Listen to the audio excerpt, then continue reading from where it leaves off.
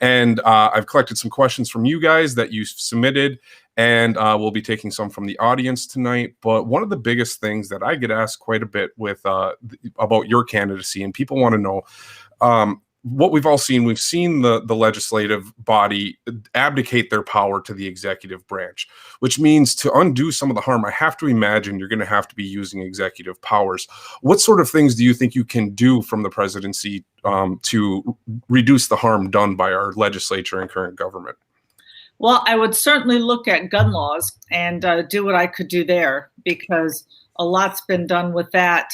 And let me mention, so many people, libertarians, think that we shouldn't use executive powers. And I agree. However, I have no problem using it to right the wrongs, to get us back into the Constitution. And then once I finish doing that, I would, of course, end it so that the next person, the next president, wouldn't be able to use it. Okay. So gun laws would be an example. I know, like, Trump has used the ATF, changed interpretations. I suppose you could direct them towards more libertarian leaning ideas. That makes a lot of sense. A question that I get hit up with quite a bit from audience members, and it's always heartbreaking when I hear it. Yeah, I hear of a veteran who has served 10, 20, 2 years even, done their 2, 4 year, 10, 20.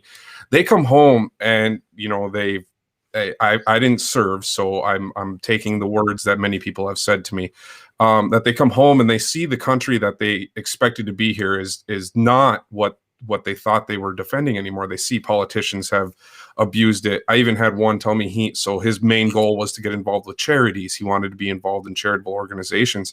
And he said even there, the regulations have wrought it with fraud, where there's so much waste and abuse in the system that even sometimes charities have a hard time doing work in our current system.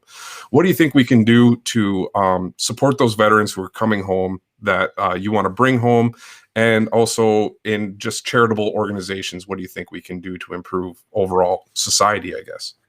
Well, the first thing I would do would be what's under my control, which would be to get rid of the VA healthcare system. And I've talked about how we need to go to a free market system. And if you look at the state of Indiana, what they do is they have true insurance for their employees, and then they put dollars basically into the pockets of their employees. And that's what I would do with veterans, is I would put dollars into their pockets and let them decide how, who, where, why to use the dollars. And, that would serve two purposes. First of all, they would have more choice in their healthcare. They would feel that they would have more control. Not only could they decide to go to this doctor versus that doctor, they could also decide, instead of going to a medical doctor at all, maybe I'll go get alternative healthcare.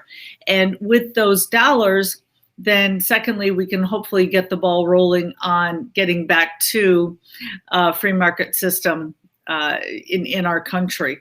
And with charities, we need to pave the way. And people don't realize how many restrictions there are just to have, for instance, charitable healthcare organizations there. Yes, healthcare is crazy. We end up with certificate of need laws that restrict choices. I know the federal government has done away with certificate of need laws. Do you think that there's anything from your standpoint you could do to encourage similar activities to, the federal government has so much influence over our healthcare as is with, the Affordable Care Act. What sort of things do you think are actionable from a presidency to actually reduce the cost of the healthcare for all of Americans?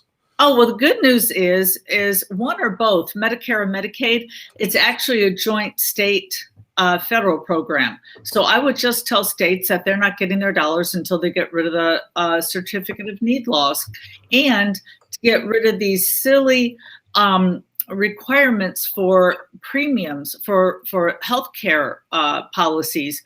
For instance, I was talking with a doctor in Massachusetts who said that in order to sell a healthcare policy in Massachusetts, it has to include fertility treatments, even if you're in your 70s. And I remember the one that I used to quote quite often when I ran for VP, I'm not sure if it's still there, but in the state of Michigan, you were not allowed. In other words, it was illegal to not sell a healthcare policy unless it included hair plugs. And, people wonder, why is healthcare so expensive?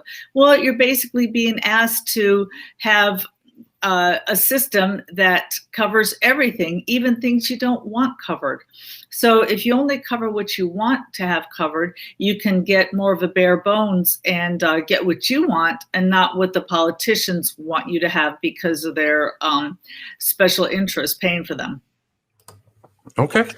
I want to shift gears a little bit. We were touching on taking care of veterans. And you've talked about turning America into one giant Switzerland, armed and neutral, bringing the troops home. Now, a concern that people bring up, and what happens to the power, since we've established such dominance all over the world? If we leave, people worry that we'd be creating a power vacuum, that Russia or China might, go take over these countries that we've been occupying.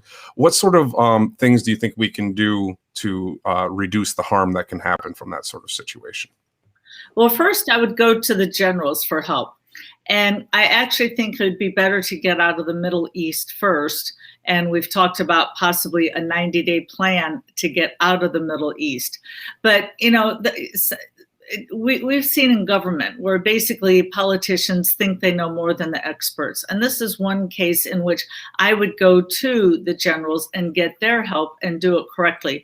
But, you say there's a power vacuum or that there might be a power vacuum left. And that's what a lot of people have as an objection to it. Well, if we stay there longer, first of all, it's going to be an even bigger vacuum when we leave. Or we could create another crisis like another 9/11. So there is no utopia here. Unfortunately, the U.S. has been where it shouldn't have been for decades, and we got to clean up the problem. And the better time to clean up the problem is now, before it gets any worse. All right. Looking at, we have these nations that we have to deal with externally. Internally, we have to deal with Native American affairs and some of the situations that have occurred with the indigenous peoples in America. I know we just had Columbus Day. There was plenty of heated discussions online amongst all people over Columbus Day here just last week. But what sort of things do you think that you can do to help restore some of the relations with the indigenous tribes and who have, been put on reservations throughout the country? Well, first of all, I would honor the contracts that we've signed into. And secondly, you're absolutely right. I've talked with many Native Americans who say that they just want to be left alone. And as president, I want the federal government to leave everybody alone. So whether it's just a neighborhood, a suburb, a small town who wants to run its police department how they want to without the federal government getting involved with tanks and tear gas and everything else, to education, getting the Department of Education out of that so that communities and small towns can run their education system how they want to. Well, the same goes to Native Americans, and absolutely they need to be able to run their communities the same way that any community in this country should be run without the federal government. If you think about it, the federal government really shouldn't be in your day-to-day life, no matter who you are. The federal government's job is basically military and then some courts, some federal courts. Other than that, you shouldn't see the federal government for healthcare, retirement, education, all of these things. All right. I had another list of them here. This one kind of comes up, and it's for people who I get asked, the people who say we should be infiltrating, the Republican or Democratic Party and running on their platform. Why do you think that running as a libertarian is the important and right choice to do in this country to keep advancing our messages here, rather than going over to the sides where people think it might be easier to win or something like that? I guess if you understand what I'm asking there. Yeah, well, I mean, and I had somebody ask me a question similar to that today, and I would say that there's no sense in going to the Democrats and Republicans because they believe that they know better than everybody in this country how to run their lives. They want to make decisions for everybody. They want to spend people's money. And, I only watched part of the town hall last Thursday, and it was just so depressing seeing Joe Biden up there talking about local policing. And he's talking about, social workers and psychologists and training. And I'm sitting there thinking, crime is a local issue, whether it's assault, robbery, burglary, whatever. It should be left to the police department, the mayor, the city council, let them decide. And if Joe Biden thinks he should get into the nitty-gritty of how to train police officers and who should respond on a call, that's absurd to even talk about it. So I don't even know how I could even join those parties, because I believe that people should be making their own choices. And that's what I've been doing on the campaign trail, is I've been telling people that you know better than any bureaucrat or special interest in Washington what's best for your family or how to spend your money. All right.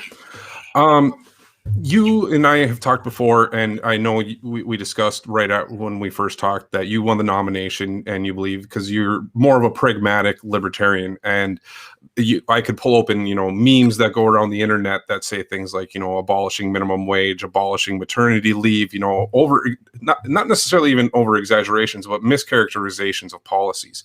What sort of soft landings can you give for people that are dependent on these types of systems, reducing the harm that the control does while giving people more choices? So welfare, Medicare, people live on these programs these days. So what can we do to make sure that we don't do harm to the people who have been told that these things will be here for their lives and they're not working as is?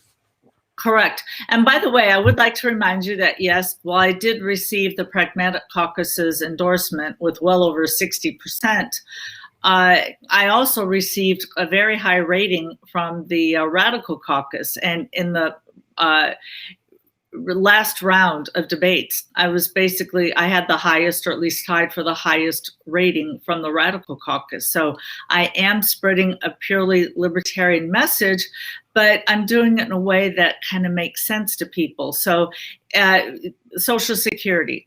I like the Cato.org.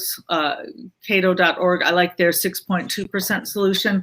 People had money taken out of their paycheck for Social Security before they even got their paycheck, and now they're dependent upon it. And we can't just pull the rug out from underneath grandma and hope she has grandkids to support her. That's a ridiculous statement, especially since her money or his money, whoever the retiree is, that money was taken from them without their choice. So we need to restore that. So their money, instead of going into, the lockbox that we kept hearing Al Gore talk about, instead that was used to keep the federal government going. So what I would do is I would sell those assets that the money went towards, such as downtown office buildings, fancy schmancy office buildings that they shouldn't own anyway, oil rights, mineral rights, and so forth, and then restore that money to them so that they would have a private retirement account. And by the way, for younger people, I would say you can have an immediate opt-out, and you don't have to put money into a system that we all know is broken. And then Medicare and Medicaid. We can't go directly on day one to a free market healthcare system because the government has bloated the healthcare costs so much. They've inflated the healthcare costs by getting involved. So if we just yank the rug out from everybody and say, okay, free market, you're on your own with healthcare, the prices would be too high for them to be able to afford the insurance and the doctor visits. So what I would do is I would get the ball rolling. I mentioned before about putting money into the pockets of the veterans.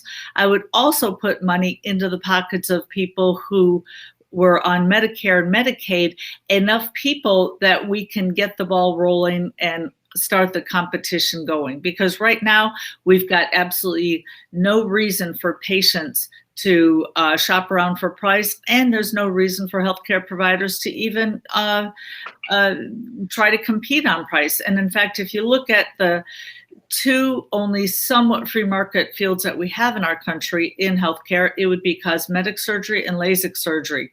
And in LASIK surgery, we've seen the prices go down dramatically. In fact, over a 20-year period from the early 90s to something like 2012, prices went down about 70%. Meanwhile, general healthcare went up 125%.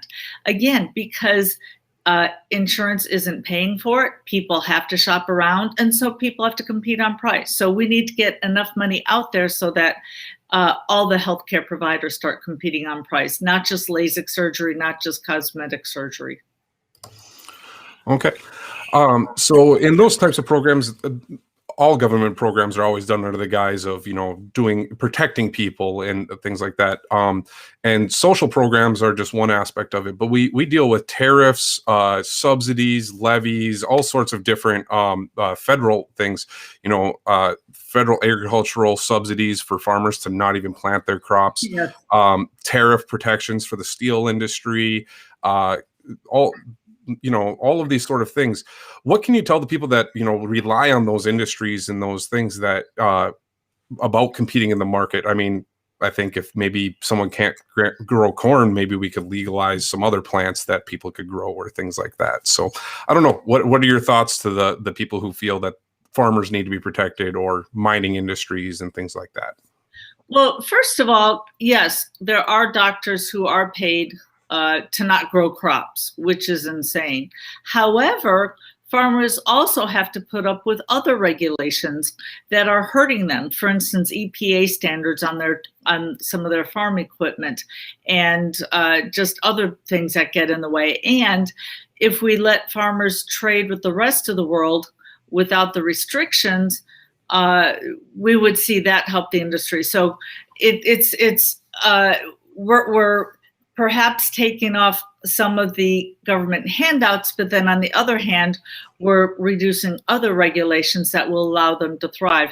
But again, this can't all be done on day one. We need to do it step by step. And the first thing I want to work towards is a personal income tax, and work on that for individuals before attacking the other things. Okay. So on the personal income tax, I know I'm fairly familiar with, the concept of where some of the funding from the government comes from. But when we say we're going to get rid of the personal income tax, most people feel like, well, how would the government run? Where would we get its money? So can you explain that to some people, how we would fund services that are currently needed? Oh, absolutely. Well, first of all, the revenues from the income tax, it's only about half. So in other words, the government gets about half of its money from the personal income tax. And I would say that government is so big that we, even if we were doing fine, we should cut it down in half.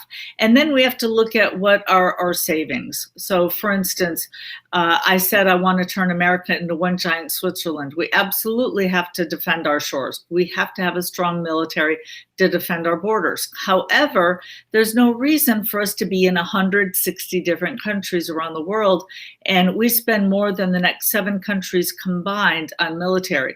So we could easily cut out over $500 billion a year just on bringing the troops home. Okay. That's. I bet we could probably find some money. I know the Department of Education is a big talking point of yours, of removing the Department of Education, and some people think that means that you don't believe in any public education whatsoever in the country. Could you explain your stance to the people who may not fully understand what abolishing the DOE would entail and how that would give them more choice? Well, I am running for president. The president and the federal government should have absolutely nothing to do with education. Education is a local issue. It should be decided among parents, teachers, and students.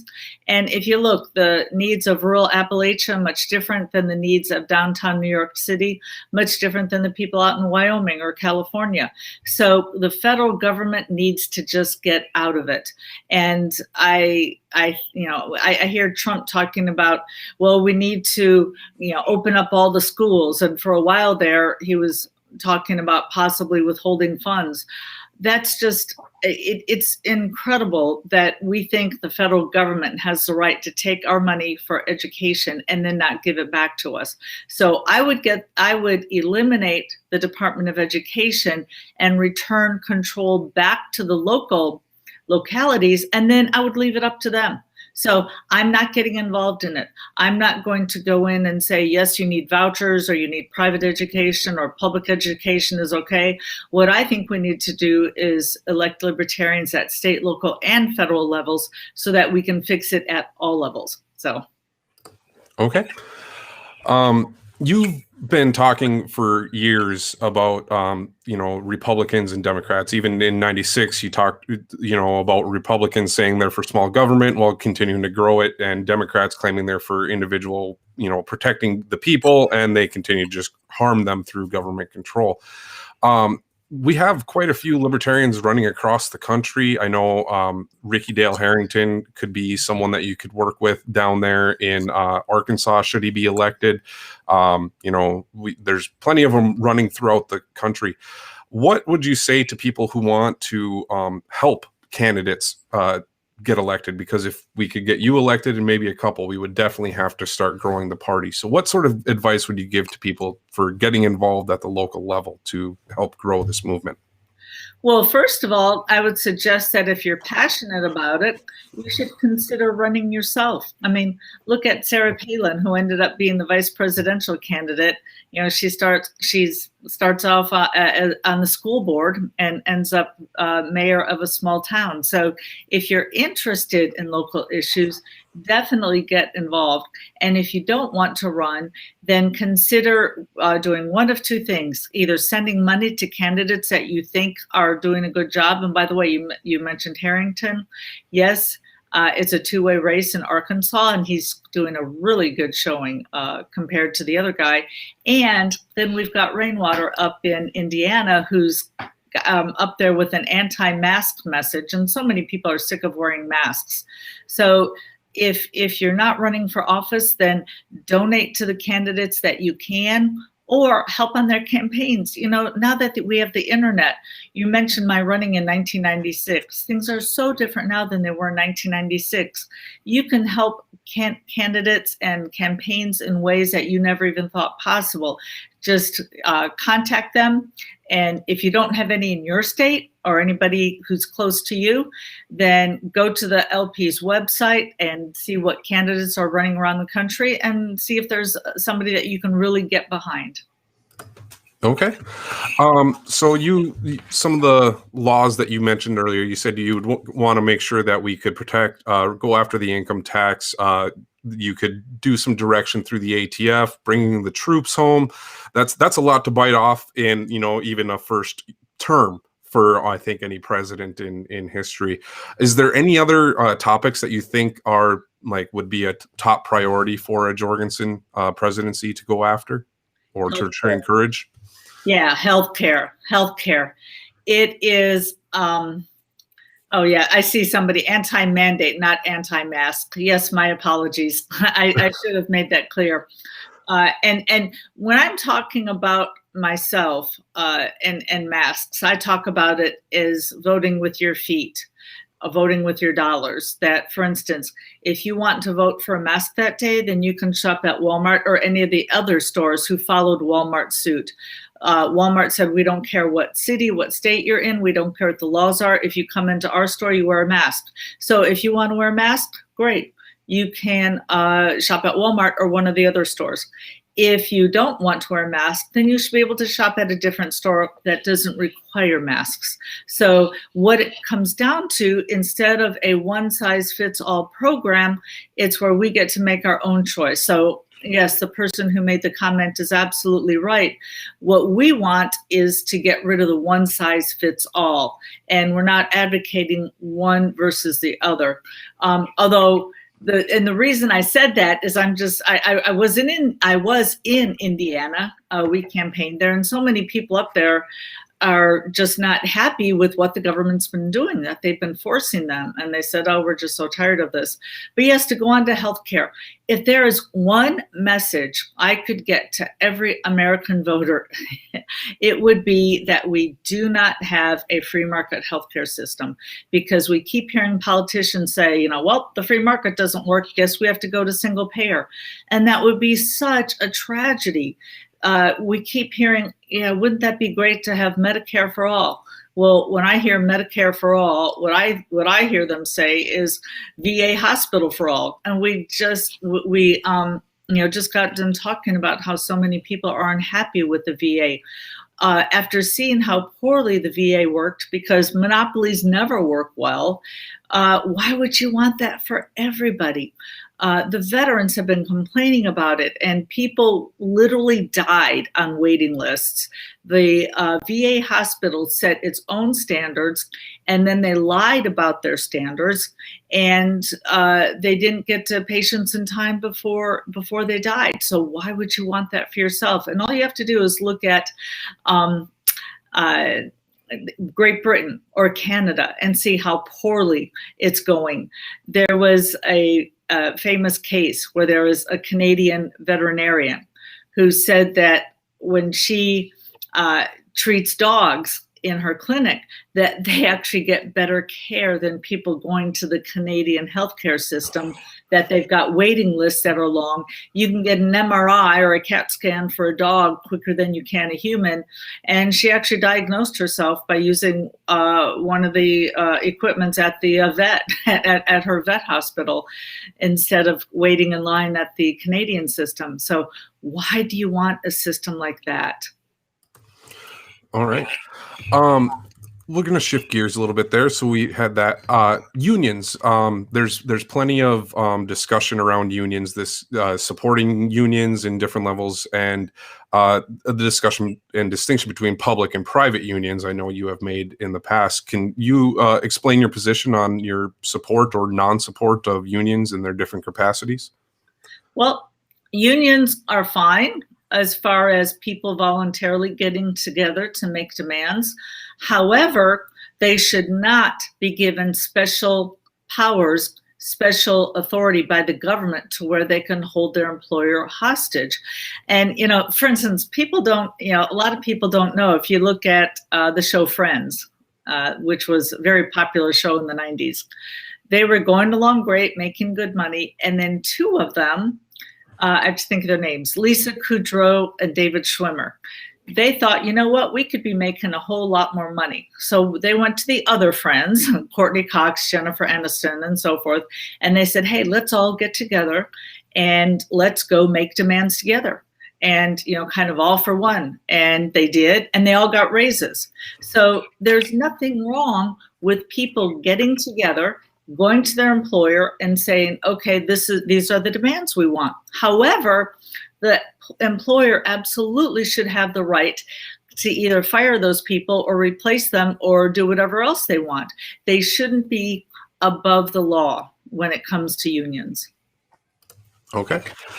Another topic, I got a question in here from the chat. Someone is asking, what do you do with the Fed?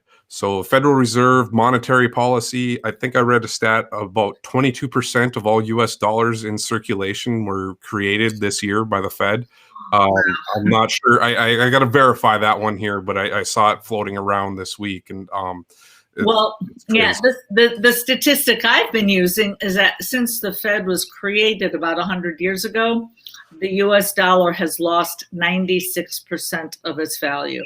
And absolutely, we need to open up the market so that cryptocurrency and any other form of currency can be used. You know, in the olden days, we used to hear about how patients couldn't afford their doctor bills, so they would bring chickens to the doctor. Well, if you're a company and you want to accept chickens for currency and you're a customer and you want to pay in chickens, that should be your right. And I would first audit and then end the Federal Reserve. I would go to Ron Paul and ask for his recommendation of who should be in charge of the Fed while we dismantle it. Okay. So obviously, if we're trying to get rid of the Fed, they're going to claim, we owe them money. What are some ways do you think that we could tackle the national debt and get that monkey off of my children and their children and children's children's backs that's going to be on them forever at this point? Well, the way to stop digging yourself into a hole is to stop digging. First, we've got to stop digging. We've got to stop spending, and we've got to find cuts. As I mentioned, we can easily find cuts if we stop financing the military for around the world. And by the way, we keep hearing how great France is, how they've got 5-week vacations. Well, maybe we'd get 5-week vacations too if we weren't paying for their military and 150 other different countries' military. So first, we need to bring the money back. And we need to stop digging a hole and get the budget under control. And I'd like to point out, I understand why people voted for Donald Trump, because he came in as an outsider, said, I'm a businessman, I know how to balance the budget, I know how to cut spending. And by the way, I'm going to bring the troops home. Well, he's done none of that. We've got a deficit growing faster under him than even Obama. And I hear people say, well, gosh, we can't possibly let Biden get the nomination. We got to keep Trump in for smaller government. And it's like, well, Trump's got bigger government than Obama when it comes to the debt and deficit. Is that really what you were voting for when you voted for Trump? So we just got to get this madness to stop. Okay. Looking through here, so looks like some people say you nailed that one there. So facts, we got some people enjoyed that one there. We definitely have to address the debt. And so you mentioned cryptocurrencies. So I think you would favor no regulation of the currency or people's ability to use cryptocurrencies throughout the world. Or do you have any opinions on that overall? No, leave it up to the people. I believe in a free market for everything, including currency. All right, that's straightforward. So you've been traveling the whole country. People have been asking you questions every single day at every single rally. What are the common themes that people are asking you in person that, maybe the mainstream media isn't telling everyone that that's really what people are curious about or focused on? Because, they'll tell us everything's COVID and, riots. And I don't think that's what everyone in the world is actually really focused on right now. Yes. Well, what we're hearing a lot, especially on our website, we're hearing people say that, they just feel like they're losing control of their lives. They look around and it's like, I'm not getting promoted. I'm not where I thought I was going to be. I thought by now I'd have a house. I thought I'd, be married, have kids. I thought my student loan would be paid off, whatever. And people just feel like they're losing a sense of control, and they want that control back.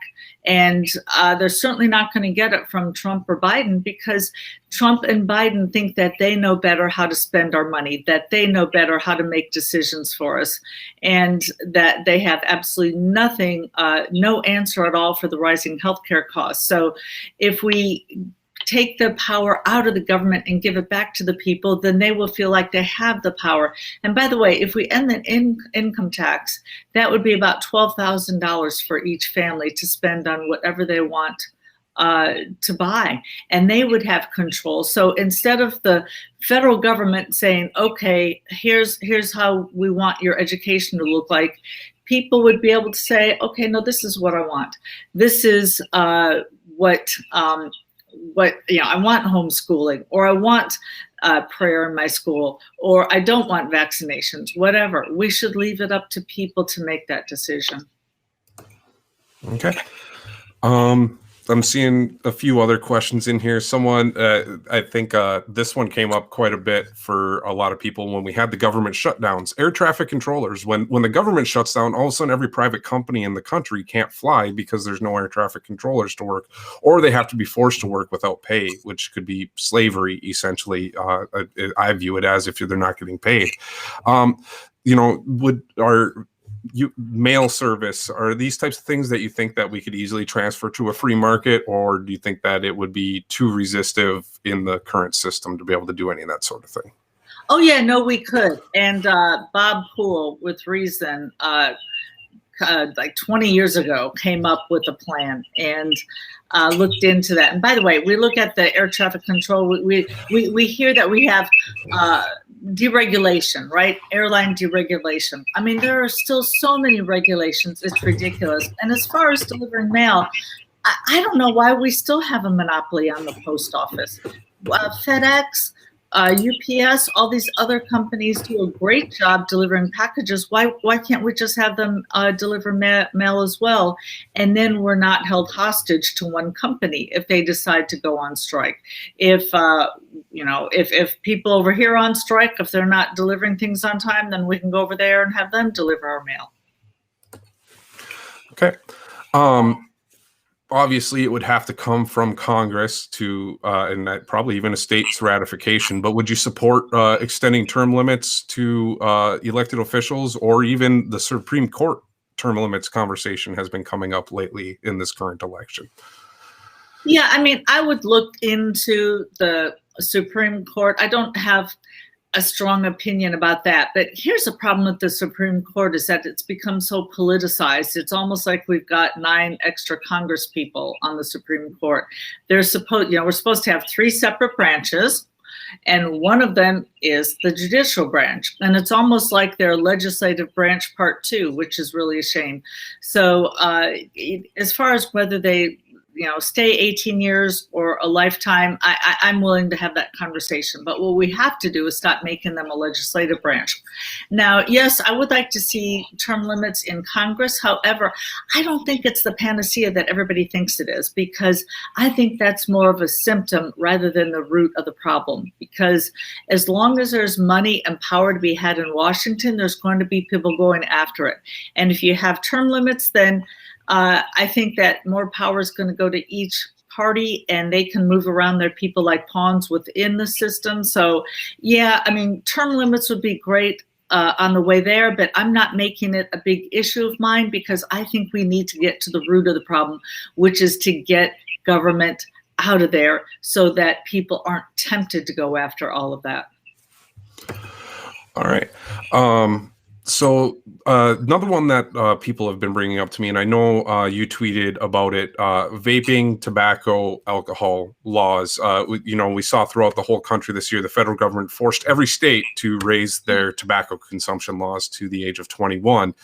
So now in this country, when you turn 18, you get to vote, and you can go to war, or you can basically go into debt to go to college. But you can't buy a cigarette, you can't vape. People who are trying to quit are having their choices of flavors restricted to make them taste more like tobacco rather the thing they're trying to get away from. So where do you stand on those types of regulations? Well, at the federal level, we need to get rid of them. And also, the federal government needs to stop dictating to the state government. I've mentioned a few times, because a lot of people may not realize this, but before the 1990s, different states had different drinking ages. And for instance, when I went to college, the state that I went to college in had an 18-year drinking age, and I was actually a bartender my senior year in college. So, but what happened was, in the 1990s, when Elizabeth Dole was when she was transportation secretary, what she did was she took in, of course, the federal government takes in our money, and they took in all our highway funds. And then Elizabeth Dole basically, dangled the highway funds in front of us and said, hey, do you want your money back? Now, keep in mind, this was our money. And Elizabeth Dole saying, here, do you want your money back? The only way I'm going to give you your money back is if you raise the drinking age. So now it's 21 everywhere. Now, we can have a good debate, and maybe 21 is a better drinking age, but it shouldn't be the federal government deciding. So whether it's vaping, whether it's drug use, whether it's sex work, whether it's any of this, the federal government needs to stay out of it. All right. So I got a question in here. Someone has said that he's been looking for you to answer this on many podcasts, and we kind of touched on this at the beginning. So how does she plan to handle a gridlocked Congress that even right now, even when they, Republicans had a majority in the House, Senate, and presidency and still couldn't get anything done, on their agenda. How can you deal with this gridlock Congress of essentially problem children that refuse to talk to each other? Well, yeah, and my short answer has been, I'm a teacher. I know how to handle problem children. But no, the longer answer is, two things. First of all, I would absolutely refuse to sign any budget that wasn't balanced, that wasn't smaller. And, there's a myth about Ronald Reagan giving us smaller government. Well, government got bigger under Reagan every single year, year after year, for 8 straight years. And the people closest to him said, well, what do you expect? Congress didn't give him a balanced budget. Yeah, but he signed them. He said, okay, fine, signed them. He should have, sent it back and said, nope, not good enough. Do it again. Being a teacher, I know how to grade a paper as an F. I would tell Congress, this is an F paper. I'm giving it back to you. You're going to have to redo it. They can send me a budget 20 times. If it's not balanced, if it's not smaller, I'm not going to sign it. Now, they can override me, but they're going to have to work very hard. And if it comes to that, I'm going to remind them, hey, I was elected president. If you like your nice, soft, cushy job and you want to be reelected, then maybe you should follow me because your constituents elected me as president. And if you don't follow the new mood of the country, then you just might find yourself out of a job next election. Okay.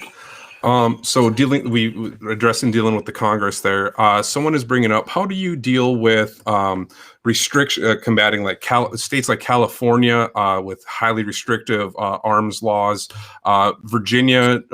Yeah. I believe a supporter just got arrested in Virginia at Spike's rally for open carrying a pistol. He was a Marine and he wasn't legally old enough to have a concealed carry license, so it essentially made it illegal for him to carry anywhere. How can you combat the states that are infringing on the individual's rights in these situations? Yeah, well, and I would look into that. And I have said that as president, I would get rid of every gun law in the last 100 years. And I would do everything I could to keep the egregious red flag laws from being passed, because those are taking away your constitutional rights without even a trial. So if it got bad enough, so for instance, Virginia, they were talking about passing that law. If it got bad enough, I would basically treat it the same way the federal government treated Governor George Wallace when he stood on the steps to the University of Alabama and refused to allow Black students into campus. If it gets to where people are not allowed to have their Second Amendment, then it's time for the federal government to step in, just the way they stepped in with Governor Wallace in the 60s, not allowing Black students to enter, because we do have a constitution and it needs to be followed. Now, those rights not enumerated in the Constitution, of course, are left up to the states and people. However, the Second Amendment is clearly enumerated. All right. Someone is James Quinn here is asking, does ending the drug wars allow for people to be retried, or would it just be expungements, pardons for your nonviolent drug offenders? Well, I would pardon everyone at the federal level. And before we legalized all drugs, or decriminalized, whichever way you want to look at it, before we decriminalized all drugs, I would tell my attorney general, stop going after drug users, because I'm just going to let them out the next day. You can arrest them, but I'm going to let them out the next day. Now, I can't do a whole lot at the state and local level. However, all we have to do is look back at, the way it was with Trump with COVID-19 and the masks and the testing. And you saw how closely the governors followed him. Basically he had the bully pulpit. So absolutely, I would lead the way. And if it got into that people's rights were being violated, again, we could look into that. But at the federal level, I certainly wouldn't allow anybody to be locked up. I'd let them out as soon as they were arrested and put in jail. And I did notice earlier, somebody I think was asking about which drugs or all drugs or whatever. And yes, I would get rid of regulations on every drug, because the problem is not with the drugs right now. The problem is with prohibition. And what I've been asking people when I go around the country is, when's the last time you heard of a liquor store owner going up and down the halls of a high school trying to push gin onto high school students? Or when's the last time you heard of a vodka addict breaking into houses in order to sport a vodka habit? Or when's the last time you heard of two liquor store owners having a shootout over who has the best corner? Those are all prohibition problems, not drug problems. And just like we had Al Capone and shootouts in Chicago in the 1920s with innocent people being killed, that's what we have in Chicago now, innocent people being killed. So for all of these people who say, well, I don't use illegal drugs, so that doesn't affect me. Well, yes, it does. It affects our schools. It affects safety in the streets. And by the way, I don't use illegal drugs, never have. I've told people my drug of choice is bourbon, which, by the way, is much more dangerous than marijuana. But my drug of choice is bourbon. My drinking a glass of bourbon in my house doesn't hurt anybody any more than anybody else using marijuana in their house. So it's the prohibition that's causing the problems. And also, I'd like to point out, if you look at a lot of people who, because they were in pain or, veterans again, many people were put on opioids by their doctors, and then they became hooked, and now they're, out there buying heroin on the streets or oxy on the streets. What if marijuana had been legal and they never got hooked in the beginning? And last, I'd like to make another point, which is that, Milton Friedman said that if cocaine had never been illegal, we would have never gotten crack cocaine, because economically it would not have made sense. It would have been too expensive. Well, just like if you look in the 1920s, beer and wine consumption went down, and liquor, hard liquor sales went up because it was easier to smuggle. It was more potent. So that's what we're seeing with drug use as well. And again, let me add one more thing about the problems. I was on a podcast with somebody who said, well, I'm okay with legalizing marijuana, but not something like crystal meth, because I don't want to live next to a meth house. That's dangerous. People have bought houses and, where there's residue, and it's dangerous for children. And I said, well, that's the reason you want to legalize meth, because, now that alcohol is legal, when's the last time you ever heard of somebody making bathtub gin in their house? They don't. So when it comes to meth, I'd rather have somebody like Philip Morris or Seagram's or some other company make it off-site rather than having it in my neighborhood next door to me. Okay. Another topic here then comes up off the drug war. Felons in general, they get released from prison, but they never really end up. Their punishments never end. They get their Second Amendment rights stripped. They get their voting rights stripped. They can't get a job. What sort of things do you think we could do for protecting those who have been deemed rehabilitated and released back to society? Well, first of all, give them their Second Amendment right back, because, just because you were in prison doesn't mean that you don't have the right to defend yourself. If you are so dangerous that you cannot be trusted with a gun, then you still need to be in jail. So absolutely, we need to restore that. And also, if you look at some of these people, the reason they are felons is because of drugs. And if we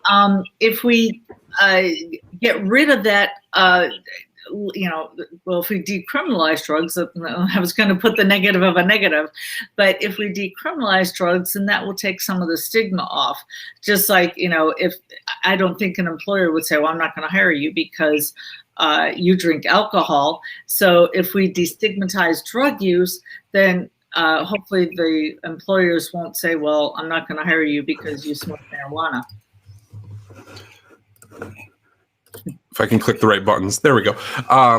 So on your website, I know you've on the Q&A section, it talks about expanding civil rights protections for transgender and gender and sexual minorities.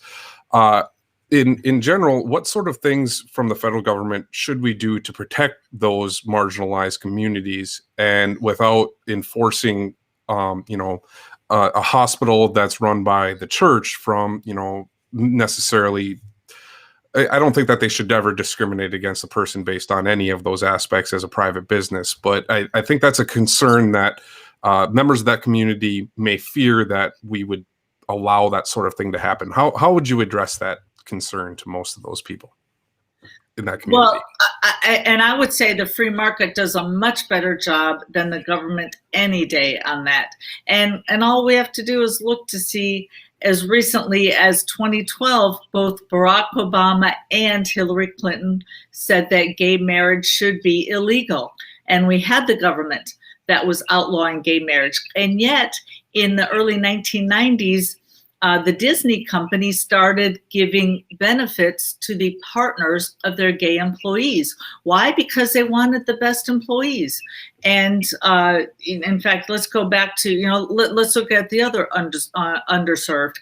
Rosa Parks. We heard the story about how Rosa Parks was this heroic Black woman who refused to sit on the back of the bus. What they don't tell you is that that was a government-run, government-owned bus. And at the time, 60% of the bus ridership were Blacks. So imagine if Uber discriminated against the best 60% of their customers. They would go out of business, as well they should. So people are responsive. Companies are responsive because they want to get customers and clients, and they want the best employees. And also regarding, racism, there was recently a woman in which she posted on her personal Facebook, "All Lives Matter," and her company fired her. Now notice, she wasn't discriminating against anybody at work. It wasn't an employee, a coworker, a vendor, a client. And the company said, well, we think that that's not being tolerant, so we're going to fire you. Now, you can like it or not like it, but the point is that that companies are bending over backwards. In fact, all you have to do is look at, for instance, their advertising. A lot of websites now have Black Lives Matter, and they say they're against racism, and here's how we're helping the environment. And by the way, we're spending money to help fight breast cancer. So companies want to get customers, and they're trying to do what they can to show that they're inclusive for everybody. So I would trust the free market better than any government to do that. And by the way, if you go back to when the slaves were freed, they were doing fine immediately afterwards because they were highly skilled.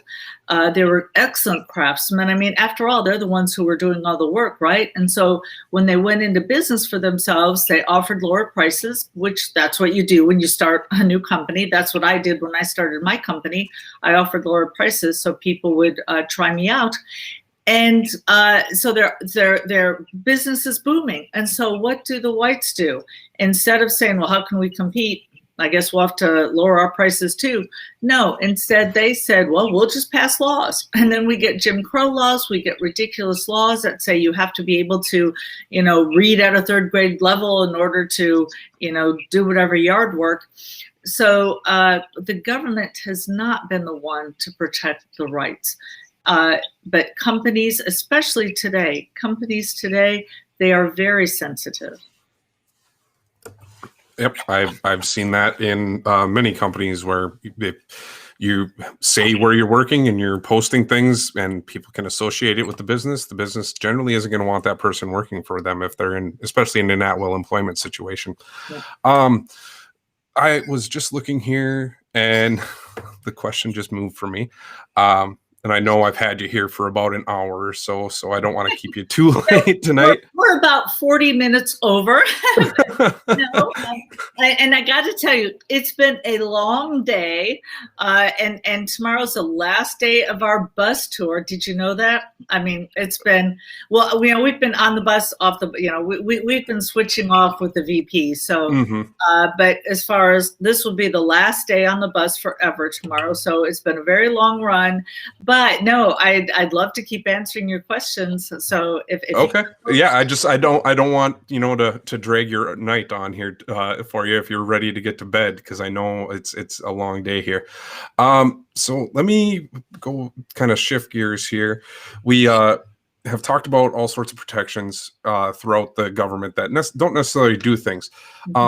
One of the largest industries in this country is the oil and gas industry, which is fueled with like $15 billion a year in federal subsidies that essentially is, you know, covering their payrolls for them, is what they're doing with that sort of thing.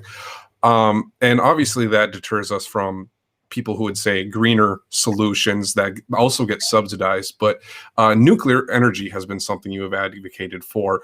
How, for the people who are afraid of it, I studied electrical engineering. I'm quite comfortable with nuclear power. But what can you tell people out there for why you think that nuclear power is the best choice for our energy solutions going forward, or a good option at least? Yeah, and you're absolutely right that I've been talking about the $15 billion in subsidies. And by the way, that doesn't even include the cuts they get in government leases, that, you know, they get to lease land at a cheaper price. So 15 billion is pretty much just the outright subsidies. And by the way, I am not suggesting that the government promote nuclear power. That needs to be up to the people. The government basically needs to have a level playing field. They don't give anybody money. They don't give gas and oil money. They don't give coal money. They don't give wind and solar money, and they don't give nuclear power money. I just think that on a level playing field, I think that nuclear power would go ahead. But let me mention, part of our problem is that, 40, 50 years ago, when we were getting into nuclear power, basically the government had a monopoly. Somebody comes up with a nuclear power system. It wasn't the best option, by the way, and the government said, yep, we picked that one. And then there was never any more innovation, and we didn't see any progress. Well, nowadays, we've got companies competing, trying to come up with better options. For instance, Rolls-Royce has a nuclear power plant that's something like 1/10 the size of one of the old nuclear power plants, and they're much safer. They're fourth generation or advanced generation. And here's what we have to do. We have to keep the government out of it so that we continue to have that innovation, so that we continue to have companies coming up with safer and more efficient power. So I liken it to, imagine if we've got Steve Jobs, Bill Gates, IBM, we've got all these companies coming up with computers. And then the government says, okay, Bill Gates, we pick you. Everybody else can go home. We wouldn't have seen the innovation and the better quality that we saw if one company were told, okay, we're just choosing your model. And I tell people the reason we've got such great smartphones, the reason we've got such great computers is that Steve Jobs and Bill Gates hated each other. They were always competing to try to get the best quality for the lowest price to beat out the other guy. Well, that's the kind of competition I want in nuclear energy, to make it safer and more efficient, and something that the government should not be in charge of. Because you put the government in charge, then we've got a monopoly. And oh, by the way, guess whose system gets picked? It's the people who give the Congress people contributions, and their friends and all their cronies. No, we need to have the nuclear power companies working for us to give us what we want, not working for subsidies from Congress people. Okay. Looking through the questions here I had when I posted about this here, in general, people, and it's a common one, and I think we've talked about it every time, but open borders. I don't know if that's always the greatest term to use, because I think people think that means no borders whatsoever. So could you clarify what you view the immigration plan should be for the country? I'd like it to look like it did when my grandparents came over. And a lot of people don't know that we did have open borders until the 1920s. And my grandparents, 3 of my 4 grandparents are immigrants. They came over here before the borders were closed. And immigration is what made our country great. We get different people coming over to try to better their lives and helping us. And all you have to do is look at the numbers and you'll see that immigration improves GDP. And a lot of people complain about crime. And again, the statistics don't bear that out as well. People born on foreign soil in America commit fewer crimes per capita than people born on American soil. So I'm not just saying let's invite immigrants in to help them. I'm saying let's invite immigrants in to help our country, to make us more robust. You know, people want to know, how do we compete with China? Well, by letting people from all over the world come in and to help us to be on America's side. Okay. Going through some of the other ones here. We touched base earlier on mask mandates, you know, Donald Rainwater in Indiana running against being an anti-mandate, at least. Vaccinations are being talked about like crazy these days, about forcing people to have vaccinations be in public, to go on in any place. What are your thoughts on treatments in general, I guess? One, should the government be able to force a treatment on anyone? And 2, should the government prevent anyone from trying a treatment that's available in the market? Yeah, so looking at vaccines, first of all, I'd like to point out that I chose to vaccinate both of my daughters, and my daughter has chosen to vaccinate her child. However, I would never have any kind of vaccination law. And, you know, as libertarians, we talk about how, you know, we should have the right to use whatever drug we want, or we should have the right to engage in sex work or gambling or vaping or whatever. But all of those things are things that we want to do that the government is telling us we can't. And by the way, I say we, I mean everybody. I'm not suggesting that everybody wants to be a sex worker, but I mean everybody in this country, we all have our different wants and needs for whatever particular drug, whether it's alcohol or marijuana or whatever. However, having the government come in and say, you have to put this in your body, is just egregious. And I can't believe that it's even being discussed in a free country. And even though I believe in vaccinations and I vaccinated my children, I would never force anybody else to be vaccinated to help herd immunity. That is just, again, it boggles the mind. So as far as treatments go, anybody should be able to use whatever treatment they want. It's their life. And, you know, sometimes we see where conventional wisdom or the doctors or science get it wrong. And we find out later that, oh, guess what?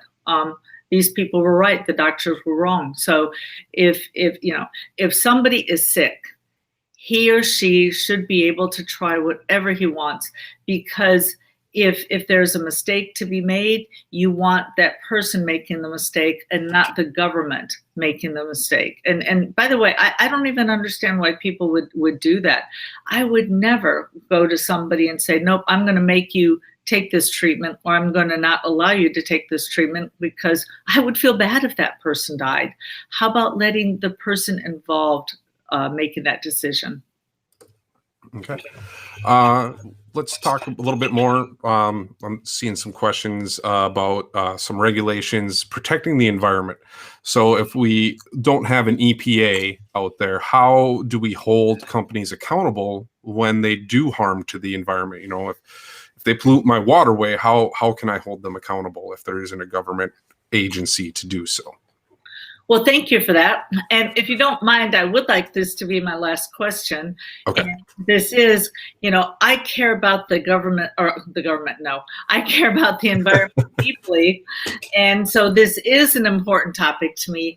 And I'd like to mention a few things. And I'll just cut to the chase, by the way, and say that the water it can be complicated because you've got water that moves through streams, and who owns the water at what point.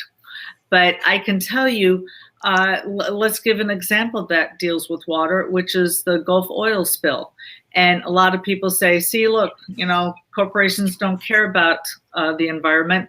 We need the government to step in. But what they don't know is that it was the government who gave that company a cap on liability so that if a spill did happen, that they weren't held completely liable. In a free market, a company would have to go to an insurance company to get insured to make sure they wouldn't go bankrupt. And so the insurance company would say one of two things: either, nope, too risky, we're not insuring you, or they would say, well, it's a little risky, but tell you what, we'll insure you, but we're going to come out, we're going to make spot checks every week, every month, whatever, to make sure that something doesn't happen, because we don't want to pay out a claim. So you've got the profit motive keeping the environment pristine. What happened instead? The Congress people are just like, oh, well, let the taxpayers clean it up. It's no skin off of their nose because it's not them. And I don't even understand why so many people want to go to the government when they're the ones who cause the problems in so many times. If you look at a globe of the world, wherever there's bigger government, there's more pollution. Where there's less government, there's less pollution. And I was in a third-party debate with a woman who's running for the socialist ticket. And I could not believe my ears when she started off her closing by saying that the United States government was the biggest polluter. She said, the Department of Defense is the biggest polluter on earth. And then she immediately followed it up with how horrible corporations were for the environment. And I thought, well, did you just listen to yourself?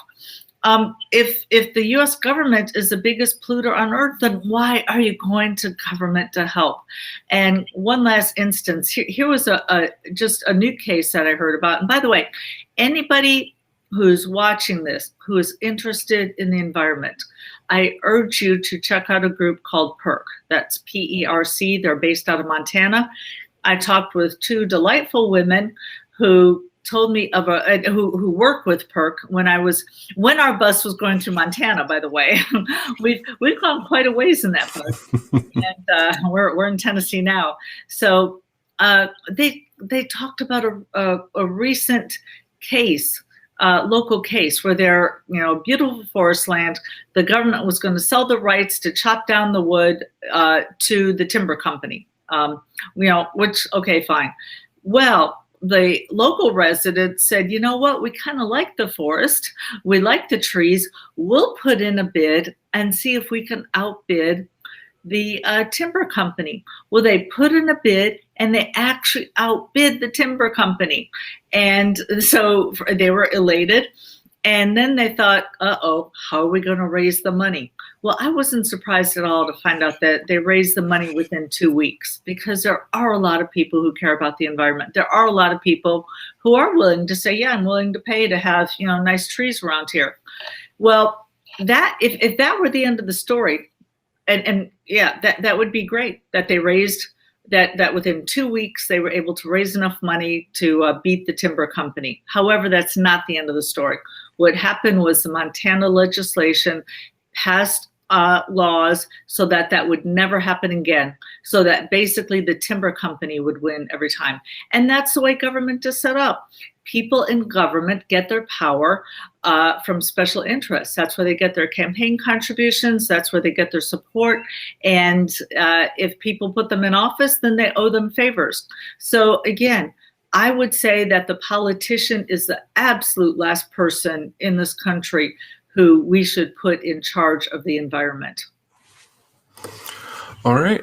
Well, you asked for that to be your last one here. I thank you for somehow giving me almost 45 minutes longer than what we had booked already, but thank you very much for that, and I know the audience does appreciate that. Is there anything last minute pitch you'd like to make to people, maybe those people who are 70% in on your platform, 30% skeptical type people? Well, thank you for that. And I did mention this in passing, but I'll be explicit, because there are Trump supporters, there are Biden supporters. To the Trump supporters, as I mentioned before, I understand why you voted for Trump, because he's an outsider. He said he was an outsider. He said he was a businessman and he would cut spending, and he's done none of that. And I would say, especially if you're in a red state, that you are wasting your vote if you vote for Trump. Because if you're in a red state, by the way, I live in a red state, Trump's going to get the electoral college votes anyway. And if you put Trump into office, if you voted for Trump because you wanted to cut spending, and instead he increased the deficit faster than Obama, then voting for spending, voting for a deficit that's worse than Obama, that's wasting your vote. And if you're a Democrat, I say, you know what? It just breaks my heart to see what's happened to the Democratic Party. The Democratic Party that I knew growing up in the 60s was anti-war, was pro-free speech, pro for the little guy. Yet we had the Democratic Party establishment shut down Tulsi Gabbard. They muzzled her, wouldn't let her on the stage. The only anti-war voice there is. We've got a war hawk like Joe Biden, just like Hillary Clinton, and they're not for the little guy anymore. I mean, here we've got, like I said, and I'm bringing up Barack Obama since, you know, Joe Biden is kind of riding his coattails. We had Barack Obama and Hillary Clinton in 2012 saying that gay marriage should be illegal. How's that helping the little guy? So I'm saying, if you're a Democrat and Joe Biden was your first choice, you think he's a great candidate, and you think war is great, then vote for Joe Biden. However, if you're looking at the Democratic Party thinking, what happened? The Democratic establishment forced this candidate down my throat. I don't like Joe Biden. I would have rather have had Tulsi or Bernie or Elizabeth or anybody else. Then I would say voting for Joe Biden is a wasted vote, especially in a blue state. So send a message. You know, if you're a Trump voter, send a message to Trump that you wanted him to be an outsider. So vote for me as a true outsider. If you want to send a message to the Democratic Party saying we don't like it when you cram a presidential candidate down our throat, that's not our choice, vote for me to send them a message. Say, next time, let us pick our own candidate. And I'd like to point out that 75% of our volunteers are from outside the party. They're fed up with the old way. That's just not working. And the fact that we've got two old rich white guys, that's the least of the problems. The bigger problem is that they both want to spend your money. They both want to make choices for you. Neither one has an answer to health care, and neither one will bring the troops home. So if you're looking for a better way, go to joe20.com. That's JO20.com, and vote for me in here in the next